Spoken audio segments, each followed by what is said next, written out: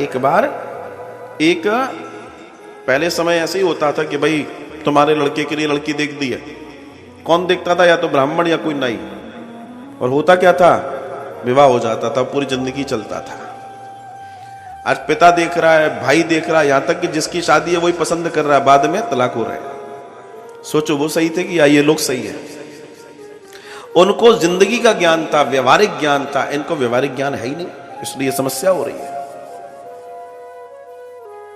विचार करो।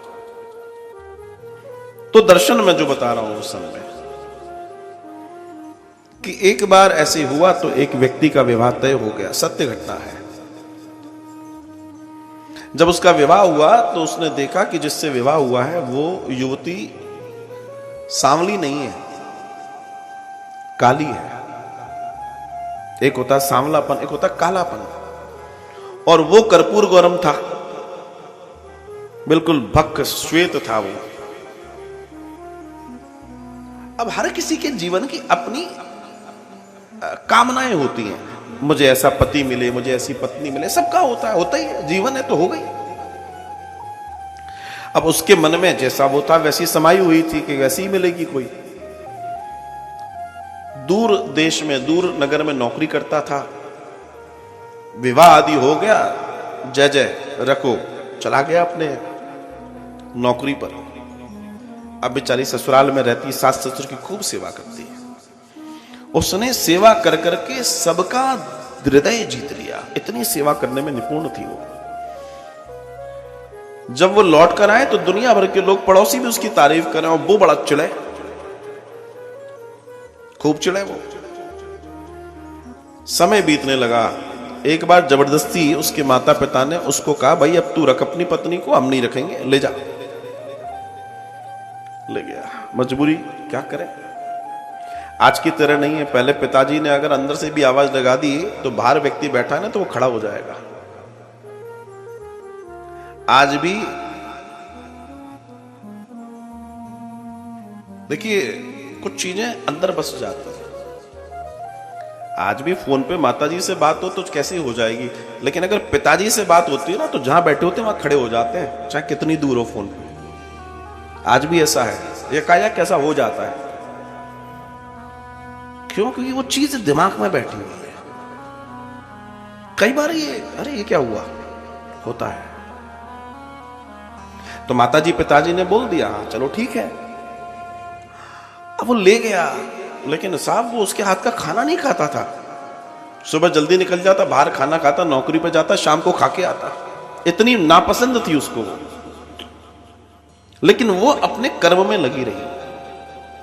घर को साफ रखती, सुंदर रखती, पूजा अर्चना उनकी पूरी तैयारी करती, साफ की और सब करती। समय बीता, उस व्यक्ति की तबीयत खराब हुई, और ऐसी वैसी तबीयत खराब नहीं हुई। दर्शन आता है कि उसकी नौकरी जाना बंद हो गया और वो चारपाई पर आ गया। चारपाई पे, बेचारी पढ़ी लिखी ज्यादा थी नहीं, उस समय तो चिट्ठियां विट्टियां चलती रही होंगी, तो वो क्या लिखती और क्या करती, वो सेवा में लग गई और दिन रात सेवा करती। वहां जो डॉक्टर को दिखाया, बोला इसके पैर जा रहे हैं, ये चल नहीं पाएगा। तो जब वो कहा कि चल नहीं पाएगा तो क्या करें, तो डॉक्टर ने कहा अगर इसकी निरंतर मालिश की जाए तो इसकी रक्त की धमनियां चल जाएंगी और ये चल पाएगा। दिन रात सेवा करती, दिन रात मालिश करती, दिन रात तेल से पैरों को घिसती, हाथों को घिसती, रात दिन सेवा करते करते 1 वर्ष में उसने अपने पति को पैरों पे खड़ा कर दिया। खिलाती, बनाती, घर चलाती, सब करती, कर दिया उसने खड़ा। तो जब वो 1 वर्ष के बाद पहली बार पैरों पे खड़ा हुआ महाराज, तो उसने जो किया वो आप सोच नहीं सकते। वो खड़ा हुआ और वापस जमीन की तरफ गया और सर अपनी पत्नी के पैरों में रख दिया। मुझे क्षमा कर दे, मुझे क्षमा कर दे, मैंने बहुत अज्ञानता पूर्वक तेरी सूरत की ओर देखा, तेरी सूरत जितनी खूबसूरत नहीं है, ठीक है, लेकिन तेरी सीरत उससे लाखों गुना ज्यादा खूबसूरत है। और साहब, सूरत की तो उम्र होती है, सीरत की उम्र नहीं होती।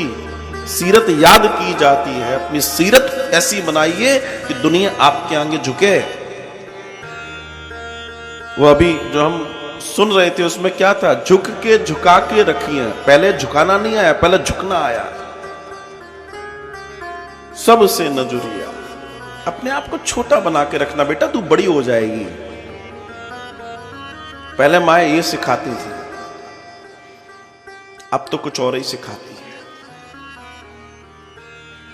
आजकल की किताब बदल गई है सिखाने वाली। अब तो आंदोलन कैसे करना ये सिखाया जाता है। आंदोलन से चीजें जीती जाती हैं, लेकिन आंदोलन का परिणाम क्या होता है ये भी दुनिया जानती है। जो आंदोलन से निकलते हैं वो कैसे होते हैं ये भी सब जानते हैं। बेटी, पहला नियम, अपने पति को जब तुम भोजन कराओ तो जितने प्रेम से तुम थाली सजा सकती हो, जैसे भगवान के लिए थाली सजती है, वो भगवान बाद में है, पहले तुम्हारा पति तुम्हारा भगवान है, वैसे सजाना। और उसके भोजन करने के पश्चात तुम भोजन करना, ये बताया। आप देखिए, आपका भोजन का नहीं है, लेकिन कोई बहुत प्रेम से भोजन सजा कर ले आए, थाली सजा कर ले आए, तो थोड़ी बहुत इच्छा आपकी हो ही जाएगी। लेकिन आज की तारीख में समस्या यह है कि लोगों के घर में हाथों में स्वाद ही नहीं रह गए। खाना कौन बना रहा है? या तो बाजार से कोई आता है जिसको तनख्वाह देते वो बना रहा है, या बेचारी सास बना रही है। हम तो बहुत कम ही बना रहे हैं, और बना भी रहे हैं तो बना ही रहे हैं सिर्फ अरहर की पीली दाल और रोटी।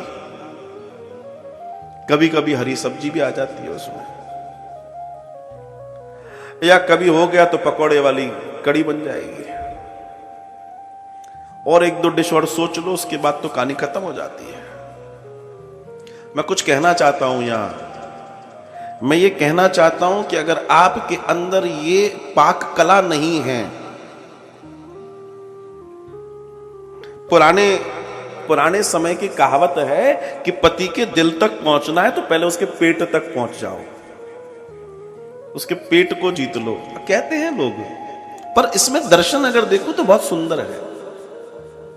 अरे भाई, वो बाहर खा रहा है, अगर उसको क्यों खा रहा है? तुम घर के अंदर इतनी सुंदर पाक कला ले आओ कि वो बाहर का भूल जाए। दर्शन है। तो उन्होंने कहा कि सुंदर भोजन बनाना आना चाहिए। एक दिन मैं ऐड देख रहा था, चलते चलते कोई ऐड आ गया, तो उसमें एक छोटी सी बिटिया से उसकी मां कह रही है, जीवन में दो बातें ध्यान रखियो, मेरे को दूसरी याद नहीं है, एक ही याद है। जीवन में दो बातें याद रखना बेटी, एक तो रोटी कभी गोल मत बनाना, दूसरी मुझे याद नहीं आ रही। अब ये चल रहा है मार्केट में, बताओ। बोला गोल बनाएगी तो रोज बनवाएंगे लोग, उल्टी सीधी बनाएगी, बोला तू रहने दे भैया, हम ही बना लेंगे। ये लो भैया, पलंग पे बैठो तुम तो। ये चल रहा है। बताओ क्या होगा समाज का। और जब भोजन कराए तो खड़ी रहे, जब जब जब जब पति बैठा है तो खड़ी रहे, जब बड़े बैठे हैं तो खड़े रहो। सब सो जाएं, उनके बाद तुम शयन करो, और जब सब उठने वाले हों उसके पहले तुम उठ जाओ। आजकल किसी से बोलो, बोला क्या सजा दे रहे हो क्या? आजकल का जमाना ऐसा, पर इसमें सदियां बीत गई ये करते करते, तब कहीं घर नहीं टूटे। आज तुम सब कुछ कर लो तो घर टूट रहे हैं। बस अंतर यही, अब कुछ भी मान लो महाराज। मैं वही कह रहा हूं जो शास्त्र में लिखा है, मैं अपनी तरफ से नहीं कह रहा हूं। लिखा है कि एक पत्नी को कभी भी अलंकार रहित नहीं रहना चाहिए, अलंकृत रहना चाहिए। सुहाग चिन्ह, जेवर आदि इत्यादि पहने होना चाहिए। आजकल तो अलग ही दर्शन है। कभी कभी तो पता ही नहीं पड़ता ये शादीशुदा है कि इनकी अभी होनी है। कई बार हमारे यहां लोग आते हैं, बैठते हैं, तो माता जी बैठी हैं, एक दो बच्चियां और बैठी हैं, ये बैठी हैं, लगता है इन्हीं की बेटी है। बाद में ये कहती है ये मेरी बहू है। कहां से बहू है भैया? न पैरों में बहू का चिन्ह है, न माथे पे बहू का चिन्ह है, लेकिन बहू है। हमने कहा ये बहू नहीं है, बहू आयामी है। क्या कहें अब बताओ? ये तो दर्शन आ गया है। और फिर बाद में ये कहते हैं कि हम बहुत दुखी हैं। दुखी तो तुम अपने कर्मों से हो, क्या करोगे? अरे नारी का सौंदर्य तो अलंकारों से ही सजता है, अच्छे मधुर वचनों से, मधुर कार्यों से। अब धीमे धीमे आप ये सारे गुण ले आओगे तो आप तो लक्ष्मी हो ही गए ना, और लक्ष्मी नारायण के समीप ही रहने वाली है। अलंकृत होना चाहिए। दर्शन है कभी भी स्त्री को, पत्नी को अपने पति का नाम नहीं लेना चाहिए। पति, और यहां दर्शन दूसरा भी बता रहा हूं, पति और बड़े बेटे का नाम कभी मत लो, इससे उनकी आयु घटती है। हालांकि दर्शन तो यह भी है कि पुरुष को भी अपनी स्त्री का नाम नहीं लेना चाहिए।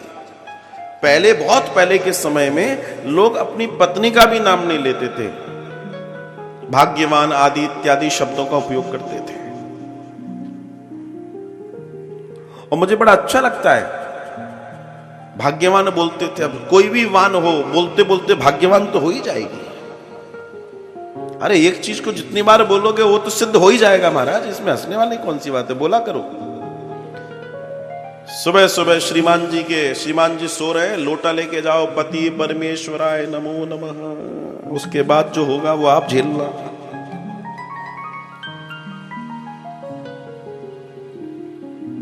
प्रेम की बात कर रहा हूं, पति का नाम नहीं लेना चाहिए। अच्छा चलो, मैं अगर कोई कह रही है ये नहीं, अब आजकल नहीं चलता, नहीं तो फिर ठीक है, हम दूसरे दर्शन की बात कर लेते हैं। कोई तुमसे बड़ा है, कोई तुम्हारे लिए सम्माननीय है, कोई व्यक्ति तुम्हें सहेजे हुए है, कोई व्यक्ति तुम्हारा दायित्व लिए हुए है, तो उसको सम्मान नहीं दिया जा सकता क्या? सम्मान देना तो हमारी परंपरा है, उस लिहाज से भी नहीं लेना चाहिए। बुरे वचन कभी नहीं बोलना चाहिए। स्त्री को कभी भी अपने घर के दरवाजे पर अकेले नहीं खड़े होना चाहिए। ब्राह्मणी एक एक दर्शन बता रही है पार्वती जी को, ये शुभ नहीं होता। पति की आज्ञा के बिना तीर्थ भी नहीं करना चाहिए। भले ही वो श्रेष्ठ है, लेकिन पति की आज्ञा नहीं है तो तीर्थ करने की जरूरत नहीं है। तो पूछा कि फिर तीर्थ का फल कैसे? तीर्थ नहीं करेंगे तो जीवन कैसा? बोला अगर तुमने पूछा कि पति मैं तीर्थ करना चाहती हूं, मुझे तीर्थ करवाइए, उन्होंने मना कर दिया, मैं कोई तीर्थ विर्थ नहीं करवाऊंगा, मुझे कोई तीर्थ विर्थ नहीं जाना, वो जाए ना जाए, लेकिन तुम्हें तीर्थ का फल वहीं प्राप्त हो जाएगा, वहीं प्राप्त हो जाएगा, तत्काल प्राप्त हो जाएगा। भोजन का उच्छिष्ट पाएं। अपने पति का जो भोजन है अगर आपको मिल जाए तो उसको आपको खाना चाहिए, उससे आपको लाभ मिलता है, क्योंकि भोजन में बड़ी ऊर्जा होती है। मैंने इस पर विशेष करके बताया था पीछे की कथा में।